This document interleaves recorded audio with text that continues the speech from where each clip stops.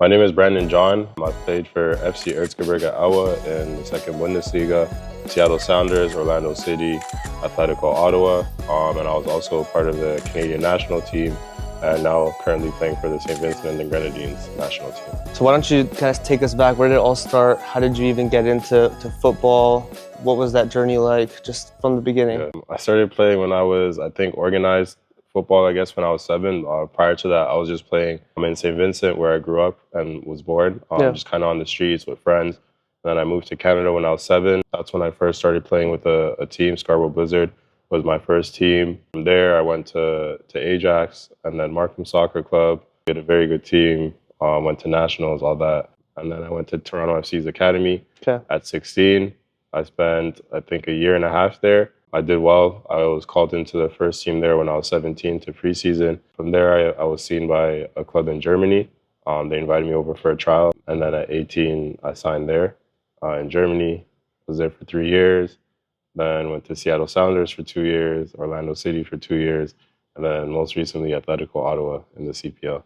So you've been just traveling all over with football. Wow. What has it been like to transition between different clubs? Because obviously you've done like over 7, 8, 9, maybe even clubs. What's that been like every single step of the way? Usually it is a change. Again, most of the times I've changed clubs, it was also a different country. So sometimes a bit of a culture shock that you kind of have to get adjusted to quickly if this is what you want to do as a player. But again, usually I knew the reason I was there was for football. So that was always my priority, trying to get on the field, make sure I'm in the team every week, and also provide more opportunities for myself going forward. So that was usually the main focus. The other stuff on the outside, I kind of let stay on the outside and remain focused. Yeah, that's something that not many people are able to do. It doesn't come easy to a lot of people. What was it like making that move? Because you went to Germany at 18 years old? Yeah, 18. What was that like? Because you're leaving home. Like, did you go with anyone? Were you on your own? What was that like? So yeah, I was on my own basically. I went on trial. There was one more player from Toronto as well, so that also helped. He ended up signing as well, so having another Canadian player there. But as a kid, I grew up watching the English Premier League, obviously on TV, like a lot of us did. So I always wanted to play in Europe. At the time, the opportunities in North America weren't the same as they are now. So kind of if you wanted to make it, that was the best route to go. So that's, like I said, growing up is what I always wanted to do. And that's what I was working towards. I'm not going to lie, though, when I got there, it was a bit of a shock. Like, oh, this is crazy. I'm living in Germany. I moved there 2 days after I turned 18. So it was a bit of a shock once you get there, everyone's speaking German. The food's different, it's snowing. But yeah, like I said, you get used to it. And if it's something you want to do, then you really have to push. Yeah. What was it like leaving your loved ones at that time? Yeah, difficult a bit. And again, obviously, it wasn't the same. It was more Skype back in the day. Yeah. So that was the way we stayed in contact. But like I said, I knew this is what I wanted to do. So obviously, you need to make certain sacrifices to do that. And yeah, that was my mentality going into it. When many little kids and younger kids, when they have this dream of becoming a professional football player, they see in their head what it looks like. They see TV, they see the lifestyle, they see all that stuff. What was the reality for you getting to that level? Like, what was your life like? Yeah, lots of hard work. I feel like that's something everyone says, but you can't really put into perspective or how hard you have to work until you kind of go through it. So again, in high school, I wasn't really going to any parties because we had training in the morning. Friends are doing other things. I can't do it because I know I have to get my work done and then go to train, or I have to leave school at a certain time to go to training. So obviously your social life will suffer a bit while you're trying to make it. But I think in football, you need to mature very quickly. For other professions, if you want to be a doctor, you have med school, or a lawyer, you go to law school. As a footballer, from the time you're kind of 13, 14 years old up until you're 21, 22, 23, that's kind of your med school or law school to say. And that's when you have to put all the work in to try and make it. So like I said, it really is hard work. For me in the off season, I would always try to improve something that I felt I need to improve on, whether it was my weak foot, passing, shooting, whatever the case would be. Yeah, a lot of hard work, a lot of time in the gym. But yeah, you really have to push yourself. Like I said, I feel like a lot of players today feel like, you get given a professional contract, but the reality is you really have to go take it and you have to force someone's hand. No one's going to just give you one, right? Yeah, and I think that's something that not many people understand, right? Where does that mindset come from? To be honest, I got it kind of young. I feel like in my age group, we were all very competitive. So even from a young age, we were very, very competitive. Even me on the ride home, if we lost a game, I wouldn't be speaking to anyone. I'd be up all night, feel bad in the morning. But I think we were always very competitive. And once it got to the point, I think at 16, 17, like I said, that's when I got called into the first team in Toronto FC to preseason there. And then, yeah, I saw the competitive environment. I saw there was a lot of good players in my position. And, I didn't feel like anyone was going to do me any favors, sorry. So from there, I made sure every time I was on the field that I left an impact or tried to make an impact. Same thing in Germany. A lot of the times you're playing against big clubs. You're playing against Hertha Berlin, Union Berlin, Red Bull Leipzig. So from there as well, I know every game is an opportunity to show myself and change my life. So for me, that was the main motivation. When you were a little kid, thinking about this goal, this vision that you had, was it like an obsession? Like, what was going through your mind as you were going along the journey? Was it something that you knew was going to happen, or was it something that you had doubts about? Like, what was that like? It was definitely an obsession for sure. Like I couldn't, for me, it was no real plan B, not one that I had in my head anyway. My parents probably wanted me to have one, but for me, I was all in. Like I said, I'd come home from school, even if I didn't have training, I'd go to the park with the ball.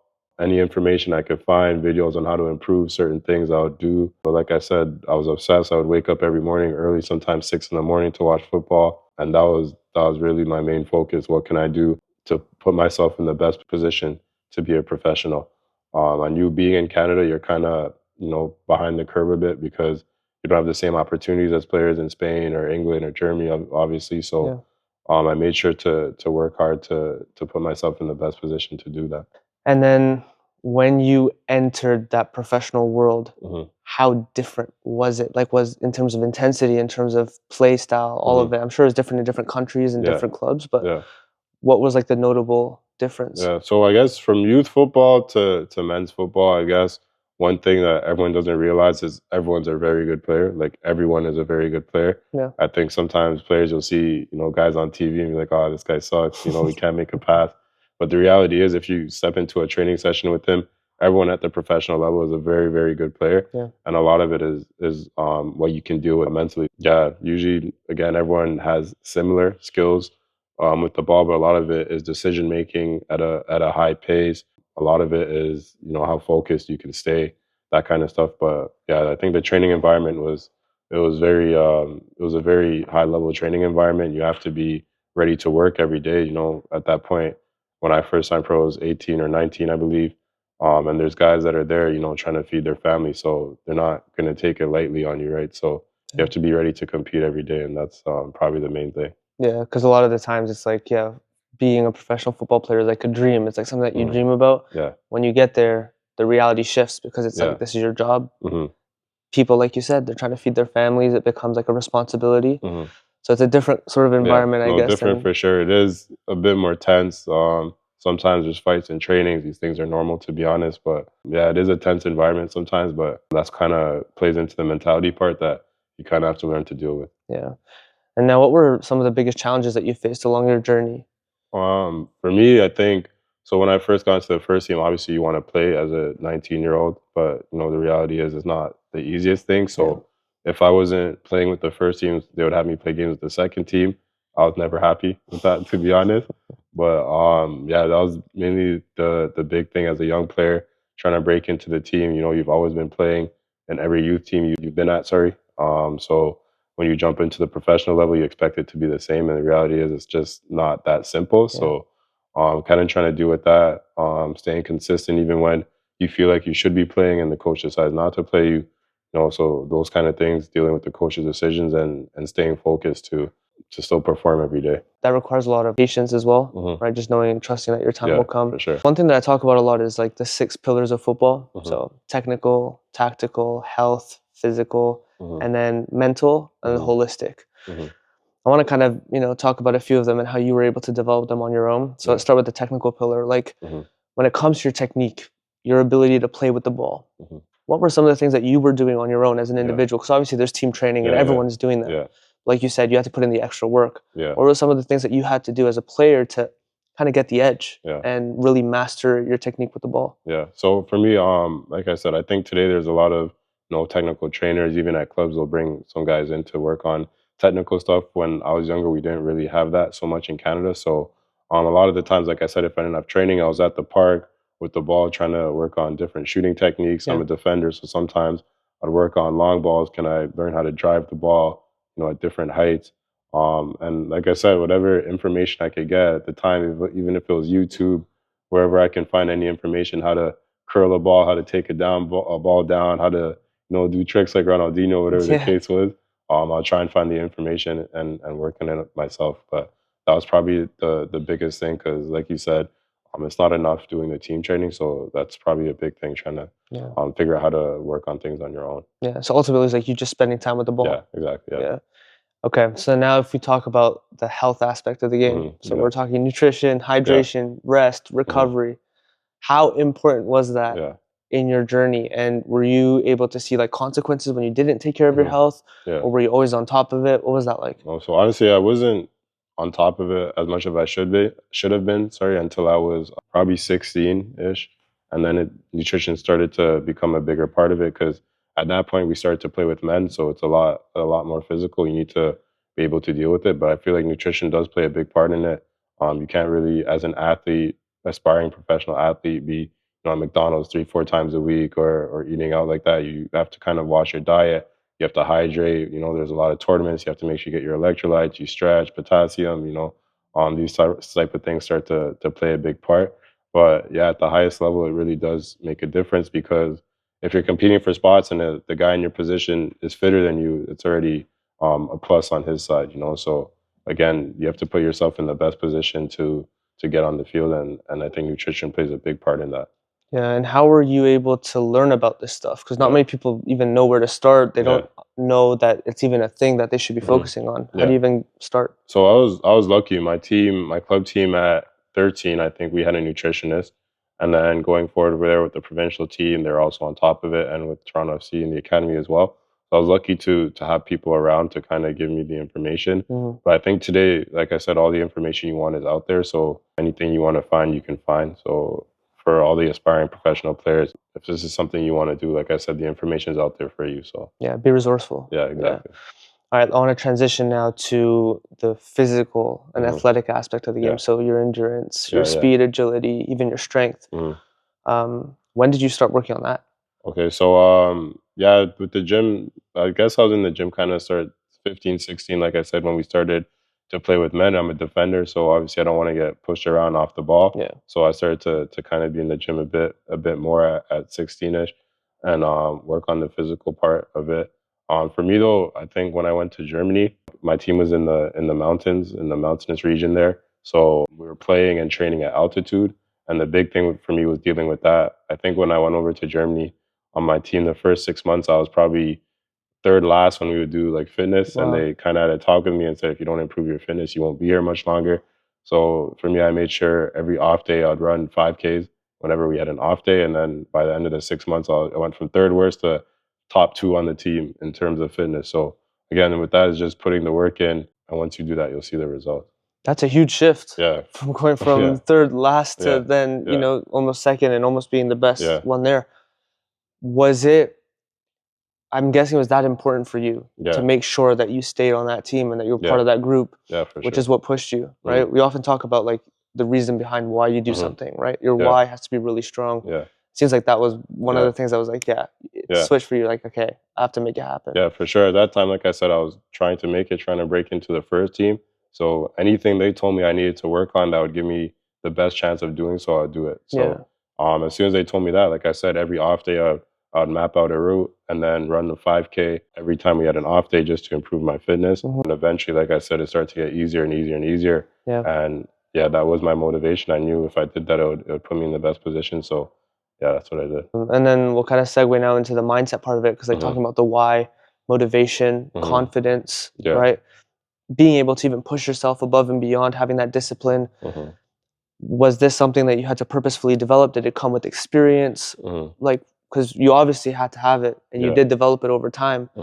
What was that journey like for you, the mindset part of it? Yeah. So I mean, it is tough. Like I said, as a younger player and you're in academies, it's kind of easier, especially here. You're usually the best or one of the best players on your team, so everything kind of comes easy. You don't have to deal with players playing in front of you or being away from home. But like I said, when I went away, it became a bit more difficult. You're playing with and against better players, so you're competing every day for a spot in training, and as well in the game is kind of your audition.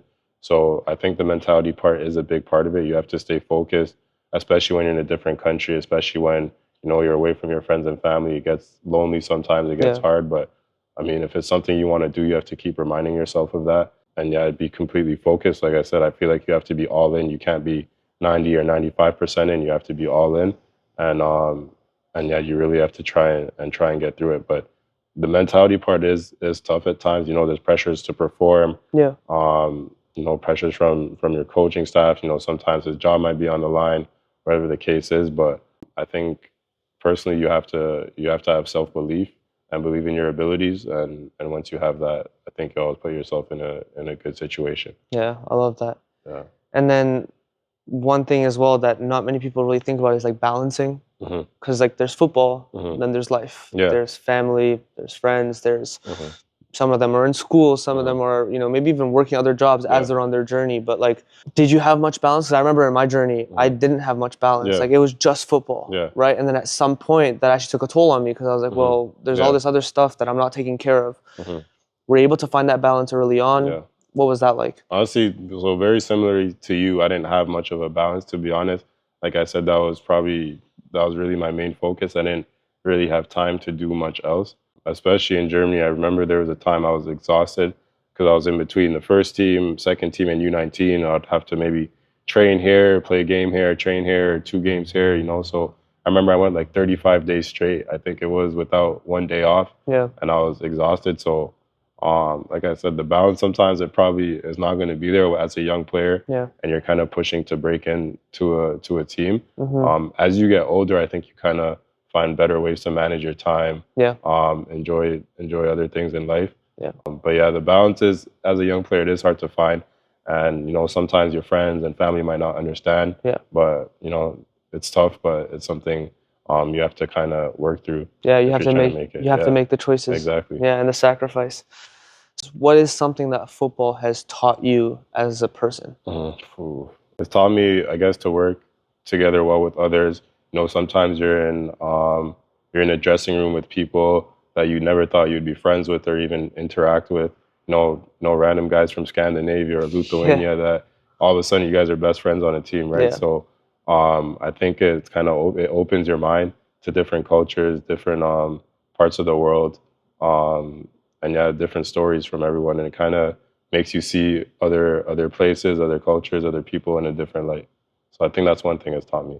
Love that. Yeah. What is one thing that you wish you had done a bit differently along your journey? Because I'm sure no regrets, obviously. But sometimes we look back, we're like, oh, what if I had done this a little bit differently? I wonder where I would have ended up. Like, is there anything?